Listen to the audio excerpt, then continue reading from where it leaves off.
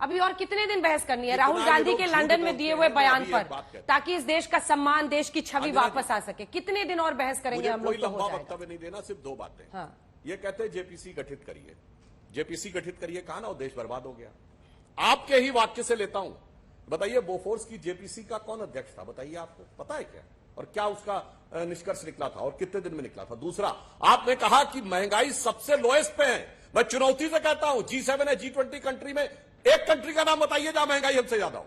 बोलिए, दोनों प्रश्नों का जवाब दीजिए, फिर आगे बहस करूंगा। मैं उत्तर देता हूं, बोफोर्स का उत्तर देता हूं सुधांशु भाई। बोफोर्स में इसमें सिर्फ नाम बताना आपको है, याद और होगा, लंबा उत्तर भाषण की अपेक्षा नहीं है। नाम हो तो बताइए, नहीं तो मैं बताता हूं।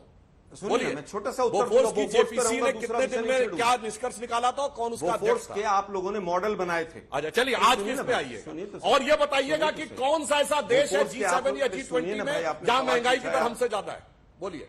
अरे भाई सुनिए ना भाई जरा, बोलिए बोलिए। अब मेरी बात तो सुनिए ना। बीजेपी को महंगाई नहीं लगेगी, नोटबंदी का माल बहुत पड़ा हुआ बीजेपी वालों के पास, नहीं लगेगी उनको महंगाई। देखिए, आए बाय बोलने लगे अंजना जी, नाम नहीं बता पाए। अब मुझे अपने टर्न पे बोलने लकड़ी के, अरे भाई नहीं, मैं आए बाय नहीं जाऊंगा। सुनिए जरा, सुनिए भाई जरा, मुझे केवल ये बताइए, आप लोगों ने बोफोर्स के मॉडल्स बनाए थे। वीपी सिंह के पास एक पर्ची हुआ करती थी जिसकी सरकार को आपने सपोर्ट किया कि मेरे पास बोफोर्स के सारे सबूत मेरी जेब में। कहां है वो पर्ची? और जब अपील की बात आई बोफोर्स में, तो बीजेपी के तमाम बड़े वकीलों ने कहा अब उनको कि हम अपील में नहीं जाएंगे बोफोर्स के। बोफोर्स का हर्ष तो ये हो गया। आपने अपना पॉइंट कह दिया आलोक जी, उनको अपनी बात पूरी करने दीजिए। आलोक जी, नहीं रुक जाइए। वापस आता हूँ, आलोक जी वापस आता हूँ। सुधांशु जी ने अपनी बात पूरी नहीं की। जेपीसी बनी अरे और जेपीसी का हल नहीं आया था सर, मेरा टर्न था आलोक जी।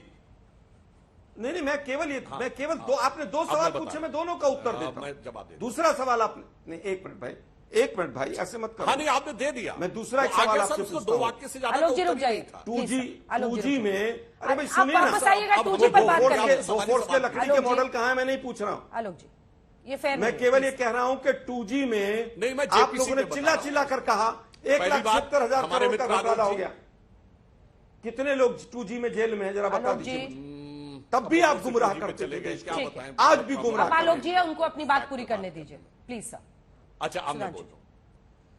आलोक जी, अब मैं आपको बता देना चाहता हूं, कोई समस्या की बात नहीं है। हमारे कांग्रेस के प्रवक्ताओं की मजबूरी है कि उन्हें आकर यहां पर झूठ और भ्रम का प्रचार करना है। कोई दर्शक जाके चेक कर ले, G7 G20 सारे कंट्रीज में भारत की सबसे बेहतर विकास की दर है और सबसे कम महंगाई की दर है।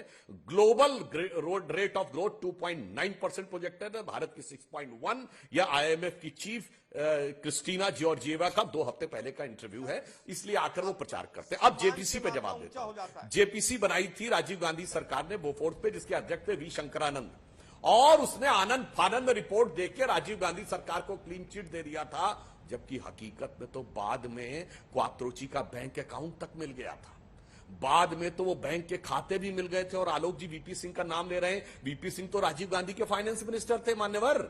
आपकी सरकार के वित्त मंत्री ने वो विषय उठाया था, हमने नहीं उठाया था। खैर, ये 2 फैक्ट उनको नहीं पता थे।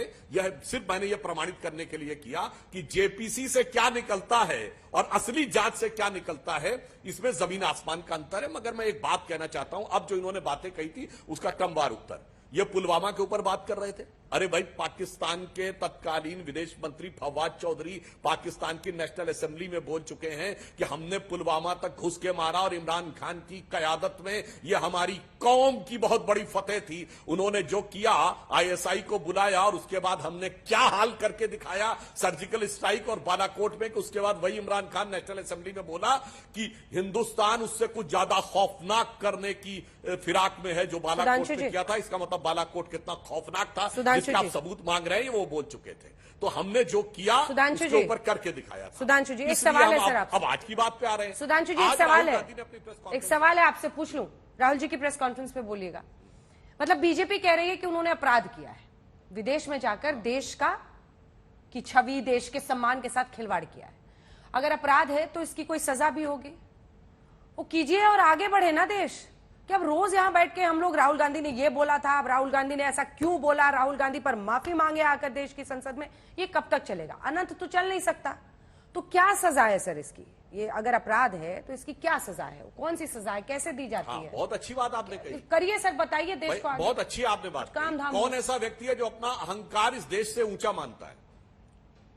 भाई इतना बड़ा नाक का सवाल क्या बनाना?